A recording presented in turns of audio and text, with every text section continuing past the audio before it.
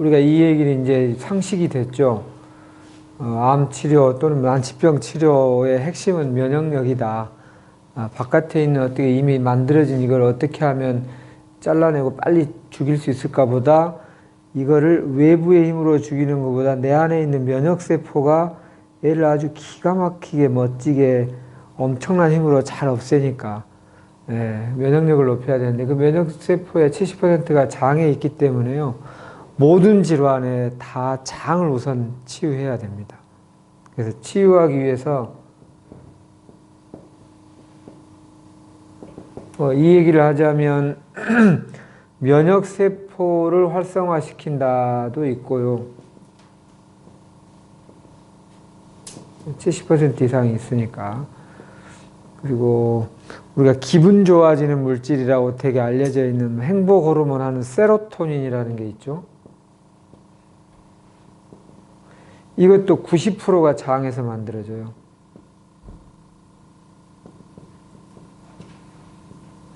그러니까 늘 만성난치병, 암이 걸리면 마음이 불안하고 우울해지기 쉽잖아요. 근데 장이 따뜻해지면 기분이 일단 편안해지고 안정되고 잔잔한 기쁨이 늘 나올 수 있다는 뜻이기도 해요. 그 다음에 세 번째가 장내 미생물이 잘 활성화됩니다.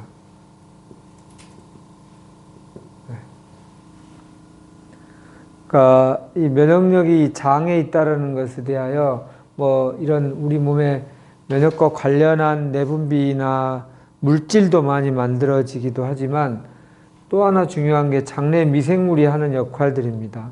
실제 우리 몸에 중요한 효소나 일종의 뭐 바이타민이나 이런 물질들이 우리가 우리 몸에서 스스로 만들 수 없는 것들이 꽤 있는데 우리 장에서 같이 살고 공생하고 있는 미생물이 이거를 만든다는 거거든요.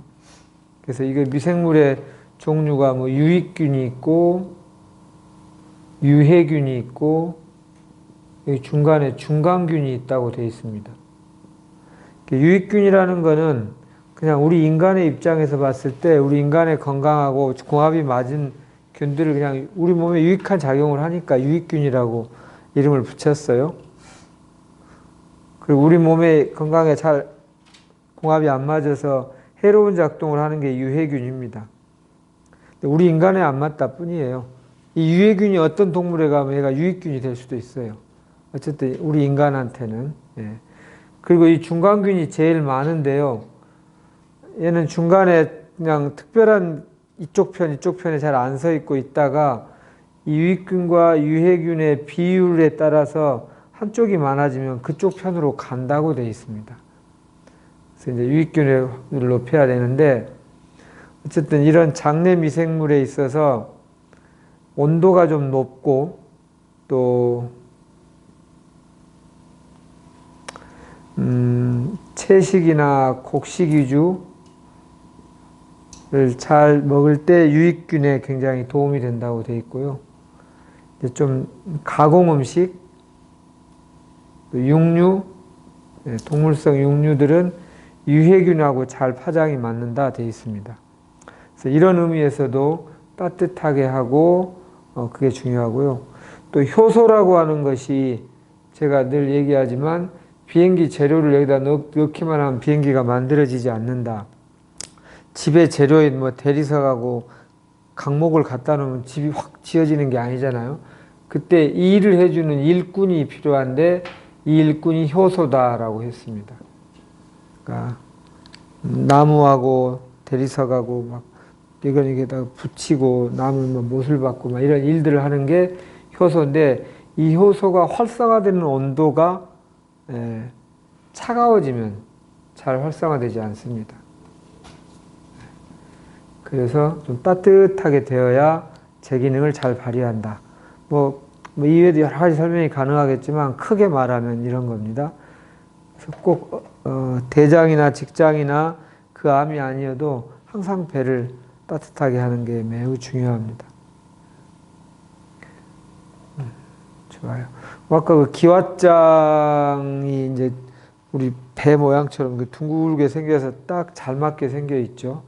이렇게 이렇게 따뜻하게 잘 구웠다, 익었다 이렇게 표현했는데 한의학에서 뜸법 중에 울법이라는 게 있어요. 울법이 이렇게 쓰는데 우리 이게 다리미 울자입니다. 다리미. 그래서 어떤 분 저기 이제 이런 TV에 보면 다리미를 이렇게 배에다 수건 하나 깔고 얹는 분도 있어요. 다리미가 편편하게 이렇게 돼서 따뜻함을. 근데 뭐 그게 다리미도 의미가 있고요. 우리가 온열요법을 좀 들어가 보면 이 피부만 따뜻해지느냐 아니면 속으로 들어가느냐의 차이인데요. 속으로 얼마나 깊이 들어가느냐도 중요해지죠. 특히 우리가 좀 암같이 좀 보통의 질병보다는 좀 독성이나 생명력이 강한 녀석들을 좀 다스리기 위해서는 표면만 따뜻해지는 거, 좀 깊게 들어가는 거에 따라서 이 파장에 따라서 달라요.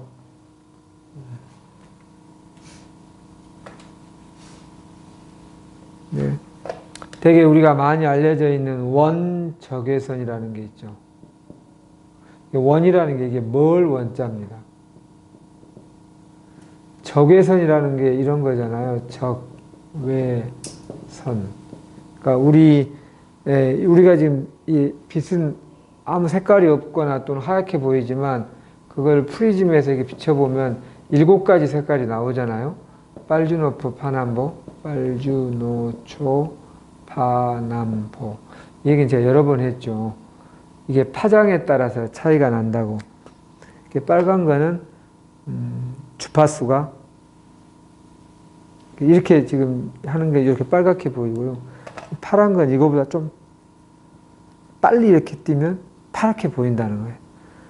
이런 것들이 쭉 섞여서 이게 전부 합쳐지면 지금 이렇게 빛이 투명한 것처럼 보인다는 건데, 이 빨간 파장, 주파수가 제일 적은 이 붉은 파장 바깥에 있는데도 뭔가 눈에는 잘 안 보이지만 작동하는 어떤 에너지파가 있다라는 겁니다. 그거를 붉은 파 바깥에 있는 선이라 해서 적외선이라 하는데, 여기도 이쪽에 있는 걸 근적외선이라고 하고요. 조금 뒤쪽으로 멀리 가 있는 게 원적외선입니다. 적외선은 기본적으로 열작용을 해요. 열작용. 또 이게 보라색을 자색이라고 그러잖아요. 자주색, 보라색 이렇게 말을 하듯이. 요 자외선도 있어요. 이쪽 바깥에도 뭔가 작동하는 에너지파가 있더라. 눈에 안 보이지만 그게 자외선입니다. 자외선은 주로 화학작용을 한다고 되어 있어요. 근데 우리가 보통 온열요법은 그래서 이쪽을 많이 활용하고요. 요새 최근에 뭐 근적외선이 더 좋니, 아니 원적외선이 좋니 이런 말들이 있어요. 근데 근적외선과 원적외선의 특징들이 있습니다. 근적외선이 더 깊이 들어가는 장점이 있는데, 대신 깊이 들어가는 대신 반사도 자주 많이 한다 이렇게 돼 있어요. 원적외선은 뭐 이게 표피보다는 더 깊이 들어가지만 근적외선에 비해서는 조금 덜 깊이 들어가요. 대신 이렇게 주파수라는 것이 빠르다는 얘기는 이렇게 가는 것과 이렇게 가는 거, 이게 주파수가 빠른 거겠죠? 더 빨리. 이렇게 너울너울 하듯이 조금 긴 파장이잖아요. 원적에서는 여기에 가깝고, 근적에서는 여기에 가깝겠죠? 근데 이렇게 된 게 더 깊게 들어갈 것 같지 않습니까? 이렇게 강력하게. 요거 너울너울 거리니까 좀 천천히 들어가는데, 대신 이게 흡수를 잘하는 장점이 있어요.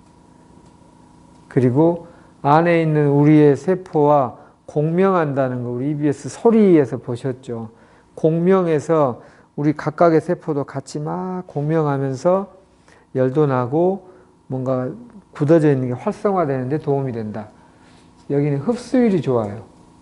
깊이가 여기는 더 좋아요. 뭐 각각의 빛과 그림자 장단점이 있습니다. 그래서 이거여야만 하고 이거여야만 한다기보다도 뭐 가능하다면 2개 다 하면 좋겠습니다. 각각의 특징이 있습니다. 이건 나쁘기만 한 게 아니라 이건 좋기만 한 것도 아니고 그렇습니다. 어쨌든 이쪽으로 갈 때에 온열의 효과를 낸다. 이렇게 보시면 됩니다. 그게 따뜻한 기운을 내고요. 그래서 햇볕을 쬐는 것은 우리가 주로 오전 중 또는 오전까지는 겨울이 아니면 햇볕이 있는 동안에 햇볕을 쬐고 나면 뒤에까지 속이 이렇게 몸이 좀 뜨뜻하게 남는 것들이 이런 열작용이 좀 뒤에 남아서라고 말을 표현해요. 계속. 그리고 그게 나중에 밤에 잘 때는 깊은 잠을 자게 하는 멜라토닌이라는 호르몬으로 연결된다. 이렇게 되어 있습니다. 그래서 햇볕을 쬐는 것은 뭐 비타민 D 합성을 위해서도 좋을 뿐만 아니라 암에 비타민 D 영향이 엄청 크다는 게 많이 알려져 있잖아요. 숙면, 잘 잠을 자기 위해서도 잠을 잘 안 온다 그러면 낮에 꼭 햇볕을 쬐는 걸 하셔야 됩니다. 1시간 정도 햇볕을 쬐시고 그래야 밤에 그게 이렇게 멜라토닌으로 바뀌면서 어두워지면서 숙면하는 호르몬으로 됩니다. 네. 햇빛을 쬐 때 이렇게 옷을 입고 쬐면 효과가 있어요? 예, 이제 그게 제일 좋기로는 뭐 팔이나 여기는 이제 지금 겨울이니까 곤란하지만 맨살을 대는 것이 더 효과는 있는데 그래도 옷 하나 정도 뭐 이렇게 면이나 이런 것을 통해서 들어오는 것도 여기 실내에 있는 것보다 훨씬 좋다 이렇게 되어 있고요. 또 특히 이제 얼굴은 여기다가 다 가릴 수가 없잖아요. 얼굴 쪽으로는 당연히 맨살로 들어올 거고요. 그래서 조금 날씨가 이제 봄이나 안 추운 때가 되면 그 햇볕 쬐 때는 이렇게 좀 팔 다리를 좀 내는 것이 좋다고 합니다. 더. 가림이하고 뭐 쥐열기하고 좀 틀린 점이 있죠. 예. 예, 이제 쥐열기라고 하는 거가 뭐麻酔식 쥐열기 이런 거 지금 말씀하시는 거죠. 예. 쥐열기가 열을 확 주입시켜 준다 해서 쥐열기입니다. 그러니까 열을 좀 그렇죠. 이렇게 생겨갖고 여기 길쭉하게 생겨서 이렇게 되죠. 예. 근데 이제 이 쥐열기를 열을 이게 또 원적외선을 활용해서 좀 깊게 들어간다는 점이 이제 큰 장점이고요. 여기에 맞는 온도, 뭐 주파수 이것이 나름 이분의 마스이라고 하는 여자분이죠. 만든 사람의 나름 비법이긴 하죠. 파장이. 그래서 쥐열기의 효과에 대해서 많은 사람이 얘기하고 있고 저는 일리 있다고 생각합니다.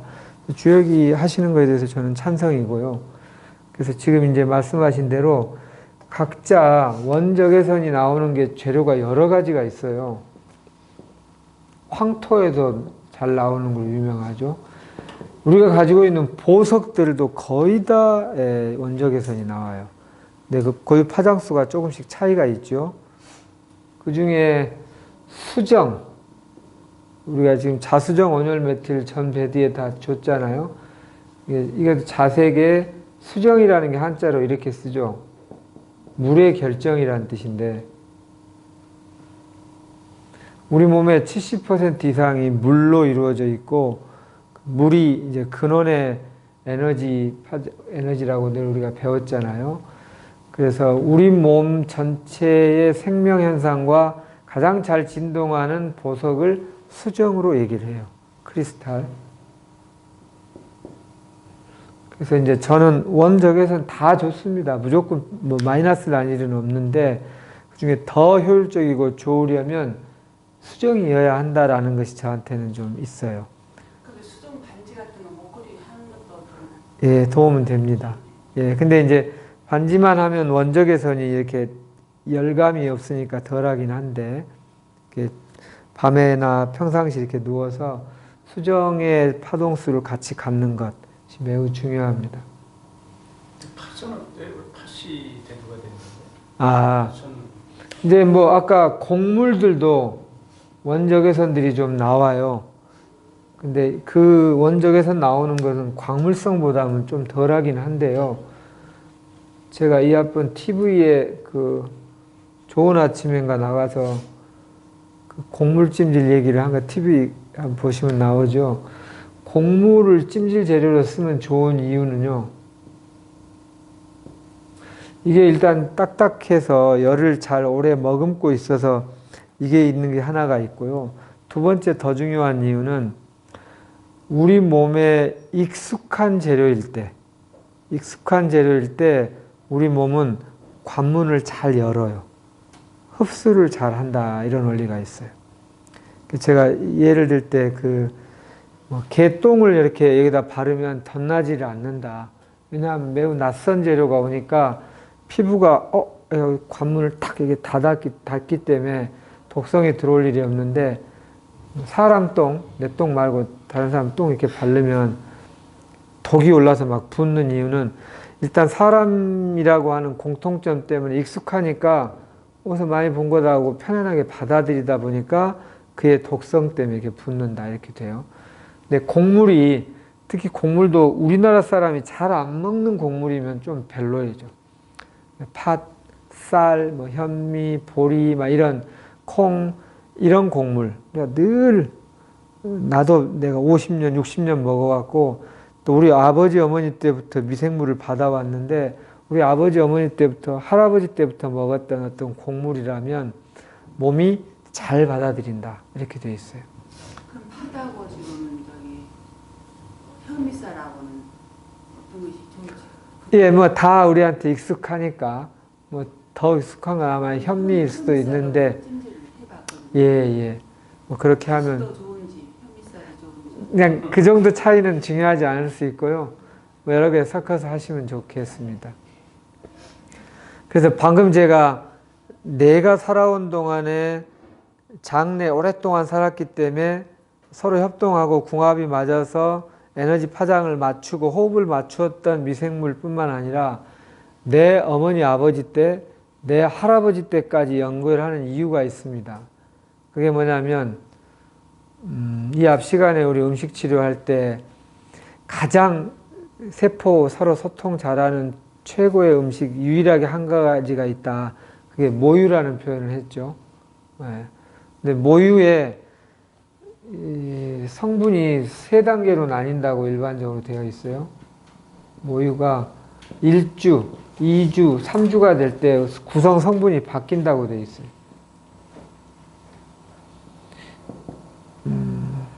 초유를 먹여라 뭐 이런 얘기도 하고 근데 모유가 딱 나오기 시작해서 첫 주까지는 면역 물질이 제일 많다는 거예요.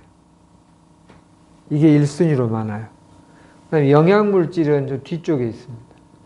애한테 영양을 막 줘야지 보다 오히려 면역 작동을 하는 물질이 제일 1번으로 많고요. 2주째에는 면역 물질보다도 미생물 먹이가 제일 많아요. 그 다음에 뭐 영양, 면역, 이 순서까지는 중요하지 않은데 일단 미생물 먹이가 제일 많습니다. 여기에 되게 하는 게 뭐 플락토 올리고당 뭐 이런 거죠. 뭐 올리고당 이런 말 들어보셨죠? 이게 우리 인간은 소화할 수 없는 당입니다. 근데 왜 먹느냐?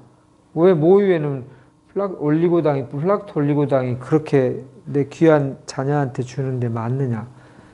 내 애한테 먹이는 게 아니라 내 애에 있는 장의 미생물에 먹이로 주는 거예요. 왜냐하면 장의 미생물이 우리 애가 만들어내지 못하는 수많은 효소 비타민을 만들어 주니까. 쉽게 말하면 우리 제사 지낼 때 성주상이라고 따로 차리지 않나요? 여기 땅에 있는 사람들한 집에 이루고 있는 귀신 뭐 이렇게 해가지고 거기다가 이렇게 하듯이 내 DNA는 60조지만 나랑 같이 공생하면서 같이 살고 있는 미생물이 100조나 있어요. 장애는 제일 많은데 이 친구들이랑 같이 살아야만 돼요. 살면 좋다가 아니라 얘들이랑 같이 안 살면 죽어요, 우리가. 미생물의 먹이를 반드시 줘야 합니다. 그러니까 내가 살기 위해서 나랑 협동하고 있는 사람에게 먹이를 먼저 주는 거예요. 3주째에서야 비로소 영양물질이 1순위로 많이 나온다고 되어 있습니다. 미생물 먹이가 중요합니다. 그런데 이제 미생물 먹이고 미생물도 있어야 되잖아요. 그런데 아이가 처음에 날 때는 자기네 장 내에 미생물이 하나도 없다고 돼 있어요. 그러면 미생물을 어떻게 들어오냐면 산도를 통해서, 제왕절개가 아니라 질식분만이라고 그러죠. 질을 통해서 산도로 나올 때 그때 9개월쯤 8개월 9개월 되면 우리 산모에게서 특이한 변화가 감지되는데요. 이게 자궁 입구에서 질로 인한 산도 쪽으로 이런 미생물들이 쫙 이렇게 유익균들, 미생물들이 모인다고 되어 있어요. 그래서 얘가 나오면서 입으로 막 몸으로 이렇게 그 미생물이 먹여져요. 그래서 이렇게 산도로 나왔을 때 일단 엄마로부터 장에 유익한 미생물들, 이 미생물들의 세균총들이 미생물총이 나한테 들어옵니다. 그래서 이제 우리가 자연분만한 아이들이 더 건강하고 아토피나 면역계 질환이 적다고 말하는 이유도 초기에 미생물이 이렇게 되는데, 제왕절개를 하면 그런 기회가 없어지고 바로 나와서 이 병원에는 여러 슈퍼 내성 박테리아부터 많잖아요. 거기에 이렇게 받아들이기 쉬워서 좀 불리한 조건이 됩니다. 그래서 만약 그 경우 제왕절개를 한 아이라면 특히 이 장내 미생물 활동을 잘 돕는 것을 굉장히 신경 써야 됩니다. 그렇게 되고요. 나중에 동영상을 언젠가 볼 기회가 있겠지만, 호주에는 특이한 생물이 사는데 코알라라고 하는 거 있죠. 코알라의 먹이가 뭔지 혹시 아세요? 예, 유칼립투스. 유칼립투스는 아로마에서 많이 쓰죠. 감기 이렇게 있을 때 하면 코가 빵 뚫리고 굉장히 좋죠. 이 유칼립투스가 향이 강한 대신 독성이 있어서 보통 다른 짐승들이 먹으면 항상 마비되고 독성이 있어서 잘못하면 죽기도 한다는 거예요. 유칼립투스가 호주에 굉장히 많은데 동물들이 건드리질 않아서 유칼립투스가 아주 천지예요. 유일하게 그걸 소화하고 먹을 수 있는 게 코알라예요. 코알라는 그러니까 아주 그냥 내 먹이가 독점이에요, 독점. 누구도 안 건드려요. 먹었다가 막 마비되고 이러니까. 근데 왜 코알라는 마비 안 되는가 봤더니, 코알라에 있는 장내 미생물들이 그거를 해결할 수 있는, 해독할 수 있는 미생물총이 있더라는 거예요. 물론 먹고 나서 애들이 자기는 하더라고요. 근데 딴 동물처럼 뭐 이렇게 생명 이상은 안 하고, 먹고 다 한참 잤다가 또 좀 깨면 또 먹고 또 자고 이러더라고요. 그런데 코알라 새끼한테는 그것이 없는 거예요. 그래서 코알라 새끼는 질식분만이 어떻게 제대로 안 된 건지 TV에 보면 특이하게 새끼를 낳잖아요. 그래서 이렇게 막 있으면 엄마가 이렇게 가갖고 새끼 입 있는 데 가가지고 입에다 대고 똥을 싸더라고요. 똥을 이렇게 먹여주더라고요. 똥을 통해서 그 미생물을 이렇게 인수인계 받는 거예요. 최근에 대변 이식 수술이라는 게 이제 많이 활용되고 있고, 우리나라도 드디어 이거 하고 있습니다. 대변 은행이 있어요. 건강한 사람의 대변을 저장했다가, 이걸 주로 만성 비만에도 많이 활용했고요. 당뇨병에도 활용했더니 놀라운 효과가 났고요. 더더욱 보통 사람들이 이해하기 힘든 자폐증에는 탁월한 효과가 있다고 나와 있습니다. 쉽게 말하면 머리 질환이 어떻게 이렇게 되잖아요. 근데 아까 이 면역세포고 세로토닌이고 신경 전달 물질, 신경 절달 물질의 대부분이 또 장에서 만들어져요. 그래서 장을 장뇌라고 표현까지 해요.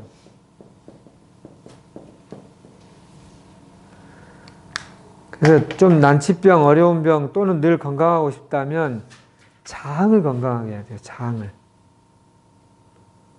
이런데 막 근육 힘 아무리 만들어봤자 결국 창자 노름이다, 이런 표현이에요. 창자가 핵심이에요. 뭐 강호동처럼 막 천하장사 막 이래도 그 친구 설사를 한 3일 시키면 힘을 못 써요. 아무것도 하기 싫어요.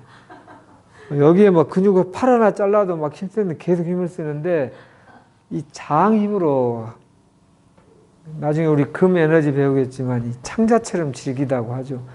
여기서 그런 근력과 끈기가 나오거든요. 장을 살려야 됩니다. 장을 살리기 위해서 필요한 게 뭐겠습니까? 예. 그러니까 우리 유익균을 먹을 수 있어야 되고, 유익균을 먹는 것뿐만 아니라 유익균이 오랫동안 유지될 수 있도록 해야 됩니다. 그러기 위해서 뭐 식이섬유도 중요한 작동을 하고요. 예. 그래서 음식이 좀 거친 음식이야 좋다고 돼 있어요. 입에 그냥 살살 녹는 음식은 대부분 장에 도움이 안 된다. 나중에 이제 사례자들을 보면요, 주로 산에 가가지고 산 사람들이 많은데, 그 사람들이 산에 가서 공기 좋은 거 마셨으니까 나았겠지 하겠지만, 그 영향도 있지만 그게 100%는 아닌 것 같고요. 산에 특히 막 전기도 안 되는데 산 사람들이 잘 살아요. 이유가 한 끼를 먹기 위해서 엄청 가서 운동해야 돼요. 막 배고 불 지피고 막 이래야 되니까 머리가 딴 생각할 시간이 없고 한 끼 먹는 게 오로지 일이에요. 화려하게 먹을 시간도 없고요. 그냥 한 끼 어떻게 좀 먹으면 돼요. 그리고 먹고 나서 잠시 쉬었다가 또 점심 먹을 생각하면 또 막 먹을 거 찾으러 가서 막 장작 펴고 불 떼고 또 방 따뜻해야 되니까 그야말로 의식주 해결을 위해서 딴 생각할 시간이 없는 것 같아요. 뭐 밥을 먹는 거 보면 다 그냥 거친 음식 먹어야지 그걸 언제 가공하고 막 부드럽게 만들고 예쁘게 만들 여유가 없어요. 시간 없으니까 그렇겠지가 아니라 저는 거기에 치유의 핵심이 많이 들어있다 이렇게 봐요. 그거 하느라고 딴 생각할 시간 없고 막 세상 불평할 시간 없고 누구 정치인 누구 욕할 시간도 없어요. 그냥 하루 세끼 먹기 바빠. 예, 그리고 그 왔다 갔다 하면 공기 좋고 막 경치 보면 꽃 보고 잠깐 감탄하고 실록 보면 좋구나 이러고 세끼 먹기 바쁘고 이렇게 돼야 되는 것 같아요. 예, 장이 핵심이다. 행복에도 도움이 되고요. 마음의 안정에도 도움이 되고 특히 이제 이런 면역과 관련해서 핵심이 장입니다. 그래서 좀 소식하고 입에 단 음식을 고르기보다는 좀 거친 그거를 오래 씹어서 먹는 습관. 이게 뭐 암 낳는 사람의 공통점에서 빠지지 않은 공통점입니다. 예. 시간이 또 돼서 여기까지 하겠습니다. 예. 수고하셨습니다.